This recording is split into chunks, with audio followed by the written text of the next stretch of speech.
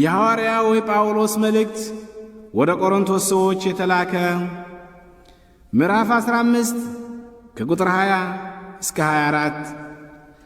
አሁን ክርስቶስ ላንቀላፉት በኩራት ሆኖ ከሙታን ተነስቷል። ሞት በሰው በኩል ስለመጣ ትንሣኤ ሙታን በሰው በኩል ሆኗልና፣ ሁሉ በአዳም እንደሚሞቱ እንዲሁ ሁሉ በክርስቶስ ደግሞ ሕያዋን ይሆናሉና፣ ነገር ግን እያንዳንዱ በራሱ ተራ ይሆናል። ክርስቶስ እንደ በኩራት ነው፣ በኋላም በመምጣቱ ለክርስቶስ የሆኑት ናቸው። በኋላም መንግሥቱን ለእግዚአብሔር ለአባቱ አሳልፎ በሰጠ ጊዜ አለቅነትንም ሁሉና ሥልጣንንም ሁሉ በሻረ ጊዜ ፍጻሜ ይሆናል። ቅዱስ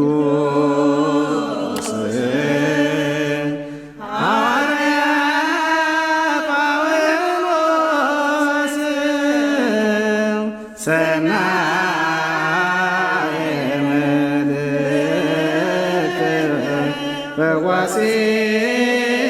በዋሴሉያን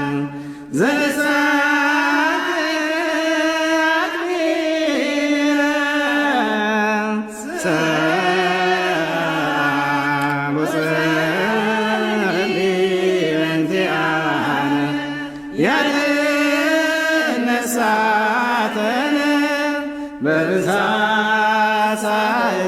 ወምሕረቱ በእንተ ስሙ ቅዱስ ተንሥእ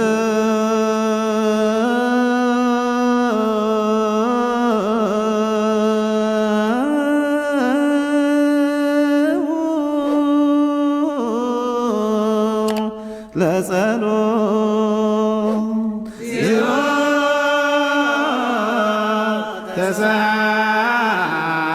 ተሳለን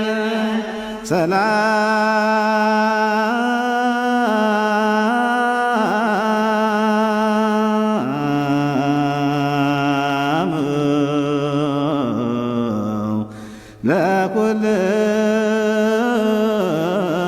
ለኵልክሙ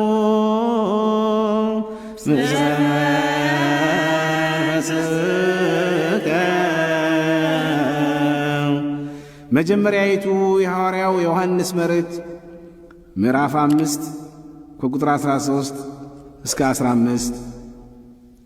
የዘላለም ሕይወት እንዳላችሁ ታውቅ ዘንድ በእግዚአብሔር ልጅ ስም ስለምታምኑ ይህን ጽፌላችኋለሁ።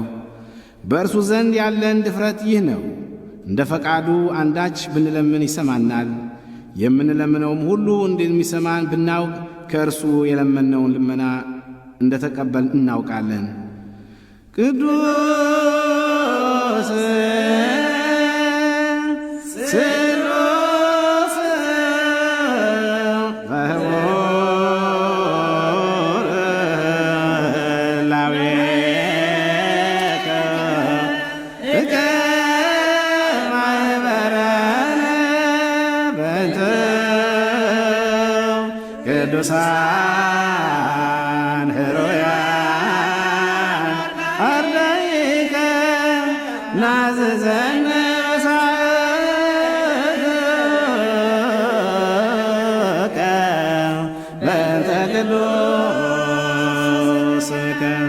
ተንሥእ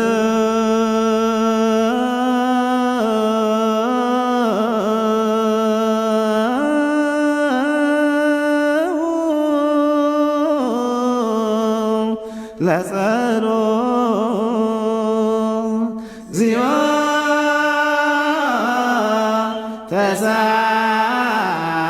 ተሳለን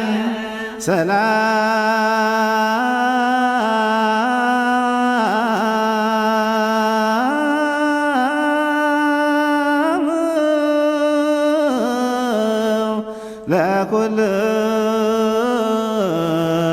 ለኵልክሙ ምስለ መንፈስከ። የሐዋርያት ሥራ ምዕራፍ 8 ከቁጥር 26 እስከ 31። የጌታን መልአክ ፊልጶስን ተነስተህ በደቡብ በኩል ከኢየሩሳሌም ወደ ጋዛ ወደሚወርደው ምድረ በዳ ወደሆነ መንገድ ሂድ አለው። ተነስቶም ሄደ። እነሆም ህንደኬ የተባለች የኢትዮጵያ ንግሥት አዛዥና ጃንደረባ የነበረ በገንዘቧም ሁሉ የሰለጠነ አንድ የኢትዮጵያ ሰው ሊሰግድ ወደ ኢየሩሳሌም መጥቶ ነበር። ሲመለስም በሰረገላ ተቀምጦ የነቢዩን የኢሳይያስን መጽሐፍ ያነብ ነበር። መንፈስም ፊልጶስን ወደዚህ ሰረገላ ቅረብና ተገናኝ አለው። ፊልጶስም ሮጦ የነቢዩን የኢሳይያስን መጽሐፍ ሲያነብ ሰማና በውኑ የምታነበውን ታስተውለዋለህን? አለው። እርሱም የሚመራኝ ሳይኖር ይህ እንዴት ይሆንልኛል? አለው። መጥቶም ከእርሱ ጋር ይቀመጥ ዘንድ ፊልጶስን ለመነው። አሜን። ቅዱስ ቅዱስ ቅዱስ አንተ አምላክ